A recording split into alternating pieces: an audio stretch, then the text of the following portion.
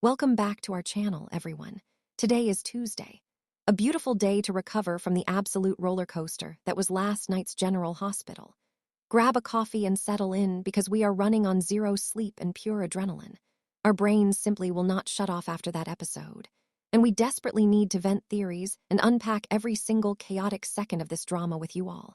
I cannot believe they finally went there. I am literally shaking right now typing this because I've been waiting weeks for this shoe to drop, and when it finally did, it hit like an absolute freight train. I have to react first because my heart is still pounding out of my chest. Dante's face. Oh my God. Dante's absolute sheer panic, confusion, devastation. I mean, we all knew the secret about Rocco's shooting. Rocco's column couldn't stay buried forever, but having Elizabeth Baldwin be the one to break the glass, brilliant. Absolutely undeniably brilliant. I've been watching this show for years, and I have to say Liz putting the pieces together just proves why she is one of the smartest, most observant characters on this entire canvas. She treated Rocco's injured hand. She saw that insanely tense, weird interaction between him and Britt Westbourne at the hospital. And Liz, being the fiercely protective mother and nurse, she just couldn't let it go. So she marches right into the PCPD commissioner's office and drops the mother of all truth bombs on Dante. And Dante, he is absolutely flabbergasted. He is standing there completely frozen, processing the horrifying fact that everyone, literally everyone involved in his life, has been lying straight to his face about what actually went down on Pier 55 that night. Jason, the man who has spent his entire adult life taking bullets and taking the fall for the Corinthos family, is sitting in WSB custody right now because he is protecting Dante's teenage son. Can we just pause and appreciate the immense gravity of that Jason?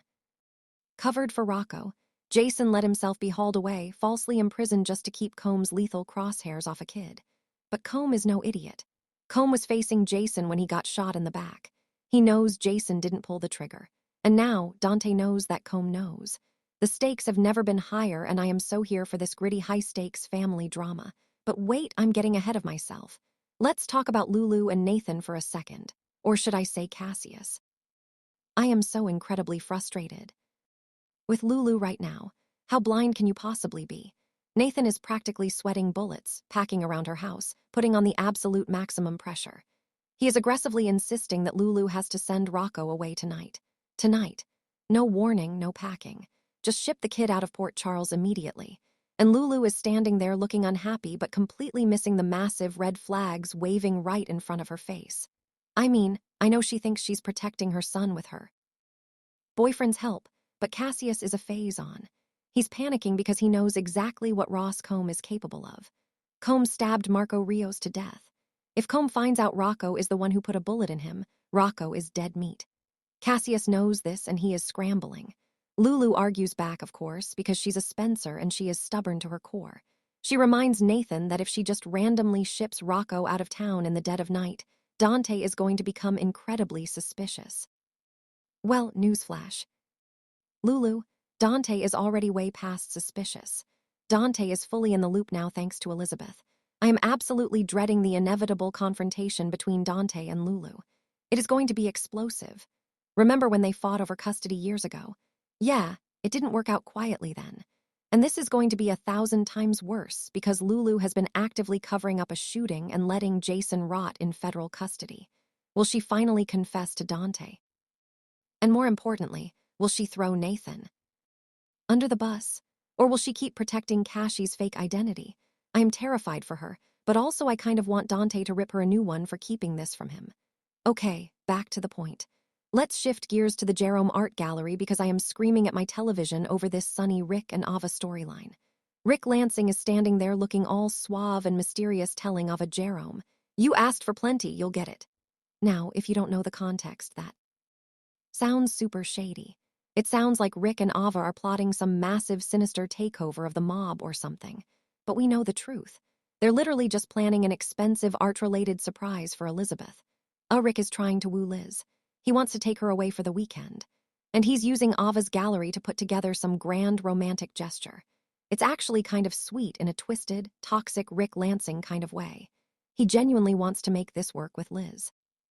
But Sonny, oh Sonny Corinthos, am I the only one who wants to physically shake this man? Sonny is completely spiraling into absolute raging paranoia. He has Ethan Lovett spying on Rick. And because Ethan saw Rick and Ava whispering at the Metro Court Gardens, Sonny has decided that Rick is a backstabbing traitor. Again. I know. Rick has a history of locking people in panic rooms and being the absolute worst brother on the planet. But this time, Rick is actually innocent. He is just trying to get his love life together, but Sonny's convinced Rick is plotting against him with Ava, and he's taking extreme measures. I can't even believe how fast Sonny jumps to the worst possible conclusion when it comes to his own blood. Sonny summons Ethan to his place, and the look in Sonny's eyes is genuinely terrifying.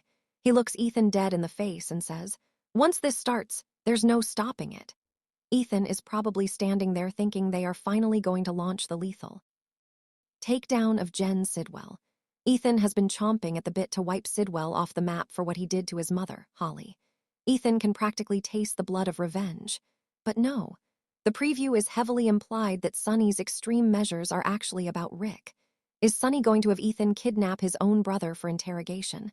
I can't even handle this. If Sonny tortures Rick over an art purchase for Elizabeth, I am going to lose my absolute mind. It's so tragic because Sonny's blowing up his own family over a massive misunderstanding, and Ethan is just the lethal weapon caught in the middle. And speaking of massive misunderstandings and explosive secrets, let's head over to Carly's attic. Carly and Valentin are tearing each other apart. I live for this angst. I really do. Carly is packing the floor, absolutely furious, demanding that Valentin find a solution to their Jack Brennan problem that doesn't involve her. And by her, she means Nina Reeves.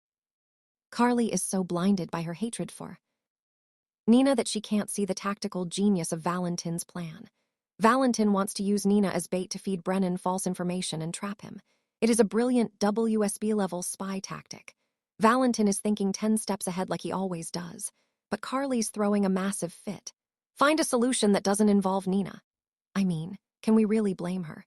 Nixon falls anyone. Nina kept Sonny's amnesiac existence a secret for months while Carly mourned him.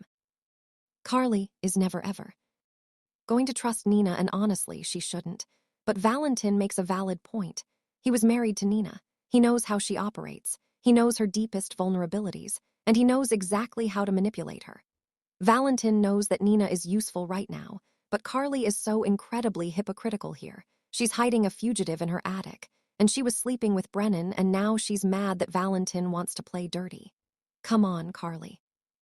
You play dirtier than anyone when your back is against the wall. Meanwhile, Jack Brennan is strutting around Port Charles like he owns the world.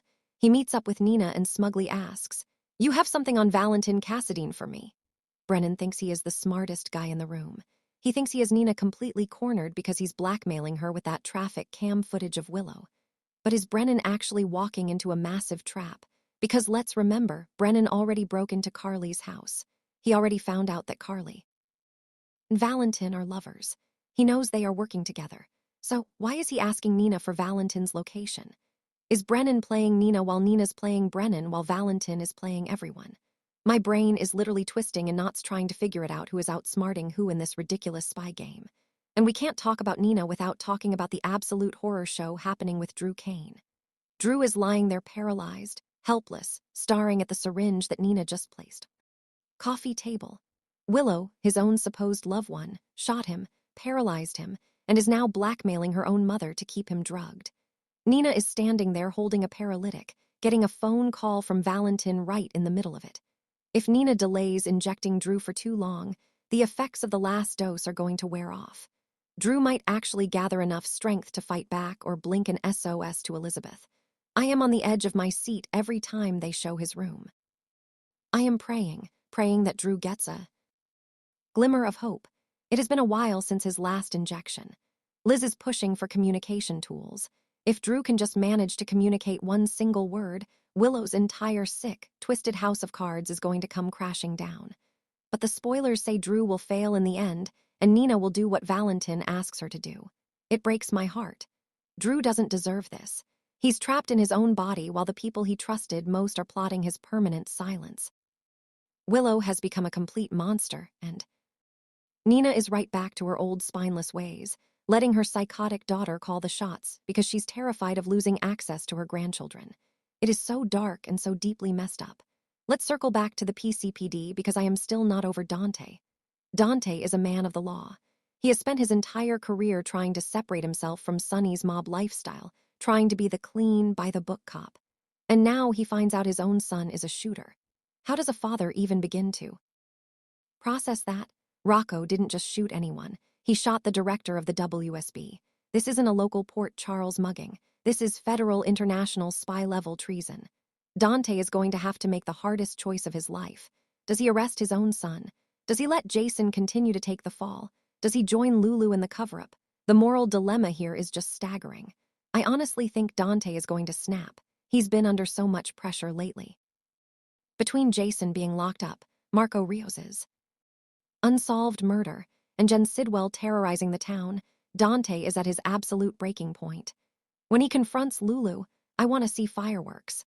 Lulu has been so self-righteous in the past, always judging everyone else's choices. But here she is harboring a secret that could literally get Jason executed by the WSB. And she's trusting Nathan, a man who is secretly the twin brother of a supervillain, to guide her through it. It is pure, unadulterated soap opera gold, and I am eating up every single second of it. And what about Jen Sidwell? We can't forget about him. Sonny is taking extreme measures with Ethan, but Sidwell is still out there grieving Marco and blaming Sonny for his death. If Sonny is distracted by this ridiculous paranoia over Rick and Ava's art deal, he is leaving himself wide open for Sidwell to strike. Sidwell already approached James West outside Bobby's. He is targeting children. He is making lethal threats. If Sonny sends Ethan to kidnap Rick, who is going to protect the Corinthos family from Sidwell? Danny is already trying to play mobster, seeking revenge for Jason. It is a powder keg waiting to explode, and Sonny is lighting matches in the wrong room. I know some people are loving this dark, gritty era of GH, but personally my anxiety is through the roof. I am so emotionally invested in these characters.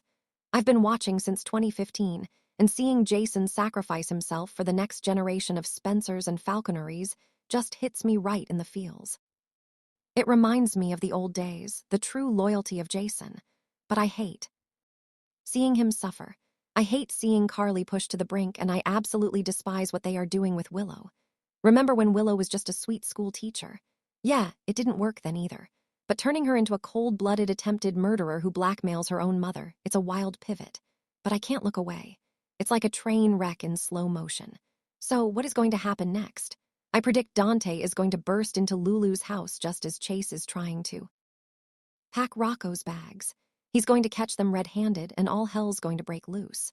I predict Sonny's going to make a massive, unforgivable mistake with Rick that will push Rick right back into his old villainous ways. Why be the good guy if your own brother is going to torture you anyway? And I predict Brennan is going to turn the tables on Valentin